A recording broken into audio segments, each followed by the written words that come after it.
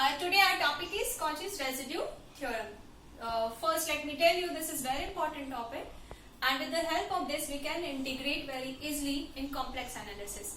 So let's see the statement of Cauchy's residue theorem. Statement is function is analytic if fz is analytic within and on a closed curve C, except at finite number of poles z1, z2 dot zn, whose residues are R1, R2, R3, Rn respectively. Means we have residue R1 at pole Z1, we have residue R2 at pole Z2, R3 at pole Z3 and onward. Then integration over C fz dz is equal to 2 pi I into R1 plus R2 plus R3 plus dot Rn. Means 2 pi I into sum of residue at the poles within C. So the main thing is function is analytic within and on a closed curve C. Within and on a closed curve C, where except at finite number of poles. So let's draw it. Suppose we have this closed curve C, and there are finite number of poles. Poles means at which function is not analytic. These are singular points. This is Z1, Z2, Z3, Z4, Z5, Z6, and this you can take Zn. So these are finite number of poles inside the closed curve C. By considering these poles at center, we can draw the circle. For Z1 we have C1, for Z2 we have C2, for Z3 we have C3 and onward. So we can draw finite number of circles considering these poles at center. Now we have this closed circle, and function is analytic within and a closed curve circle except these poles. Now we have already studied in Cauchy's integral theorem that if function is analytic within and a closed curve C, then integration of fz is what? So using Cauchy's integral theorem, integration of fz dz over C is C1 sum of integration over C1, integration over C2, integration over C3 and onward till Cn.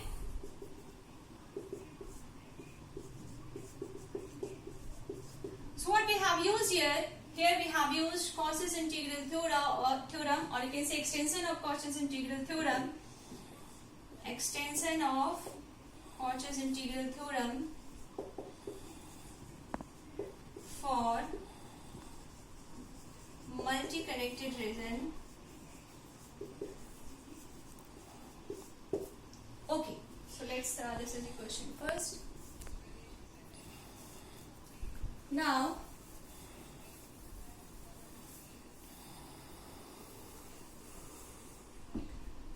by the definition of residue,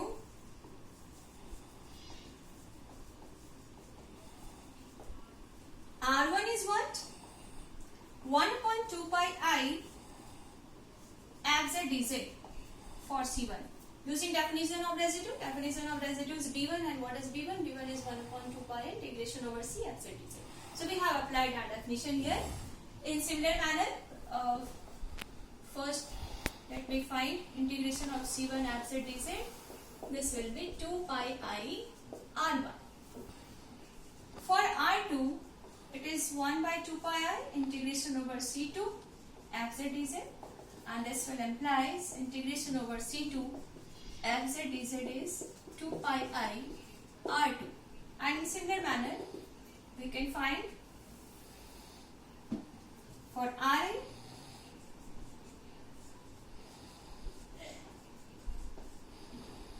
this implies integration over Cn fz dz is 2 pi I Rn. Now adding these all,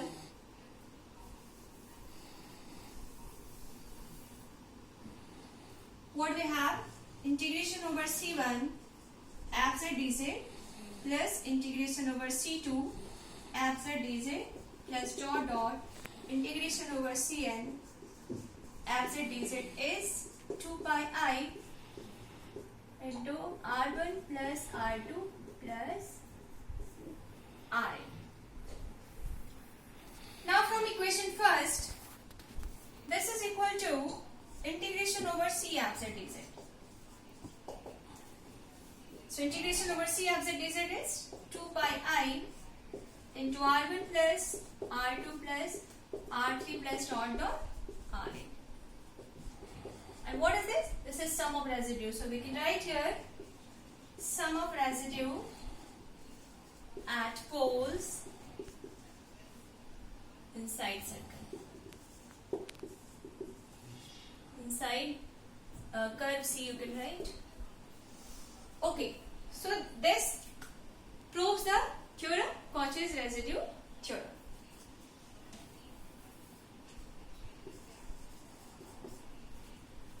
So I hope you understood this. So let's see an example to understand it in better way. Our question is,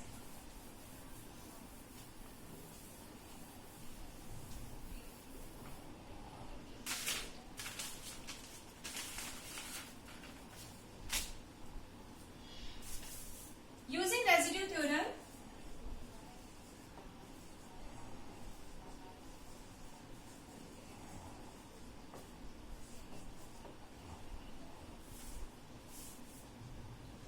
evaluate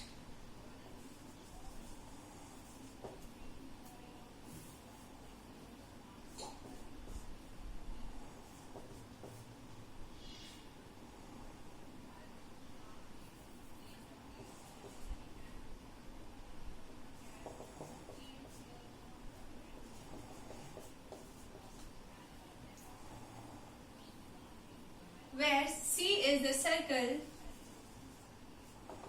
modulus z is equal to 3. Okay.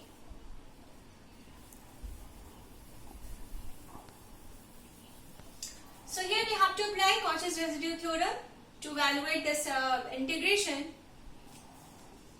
So step 1 is, first we require the poles, and then after we will find residue at that poles if that poles lie inside the circle, and then after we will apply Cauchy's residue theorem. Okay, so let's find poles. So what is Fz given here? Fz is z square upon z minus 1 whole square into z plus 2. So for poles,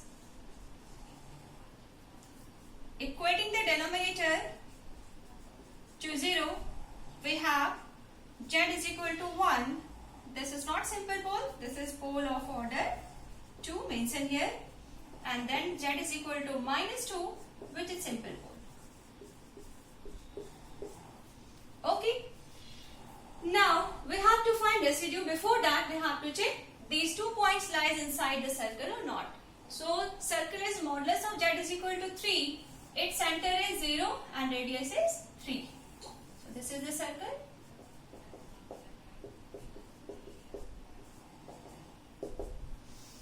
Okay. So 1 and minus 2 both will lie inside the circle. So let's find the residue at z is equal to 1. Since it is of order 2, so we will apply differentiation formula, 1 upon m minus 1 factorial.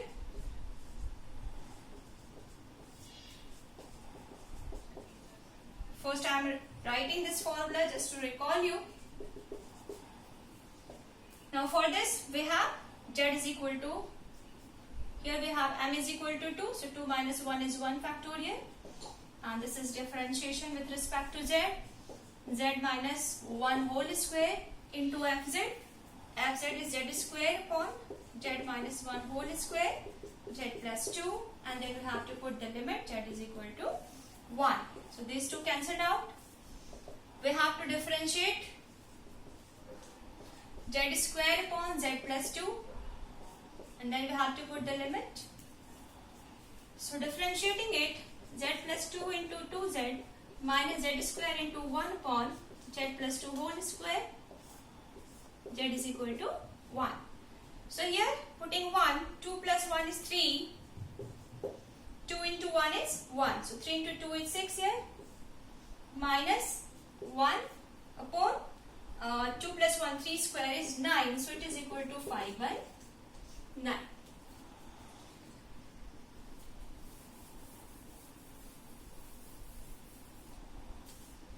residue at next point with a simple pole, that is -2. So here we will apply simple pole formula. Limit z tends to -2, that is z plus 2 into fz, which is z square upon z minus 1 whole square z plus 2. Putting -2 here, -2 square is 4, -2 minus 1, -3 whole square is 9. So it is 4 upon 9. So we have found poles and we have found residue at that poles also. Now we will apply Cauchy-Residue theorem, which states here fz is z square upon z minus 1 whole square z plus 2. We need to erase it. Using, right here, Cauchy's residue theorem, we have integration over C, fz is equal to, here fz is z square upon z minus 1 whole square z plus 2 dz is equal to 2 pi I into sum of residue. So here residue is R1 plus R2. So we have R1 5 by 9. Let's take it R1 and this is R2. So 2 pi I, R1 is 5 by 9, R2 is 4 by 9. So we have 2 pi I into 5, 4, 9 upon 9 is 1. So answer is 2 pi I. So you have observed here, using Cauchy's integral theorem, we have integrated it very easily. I hope this example will help you in understanding the concept of Cauchy residue theorem.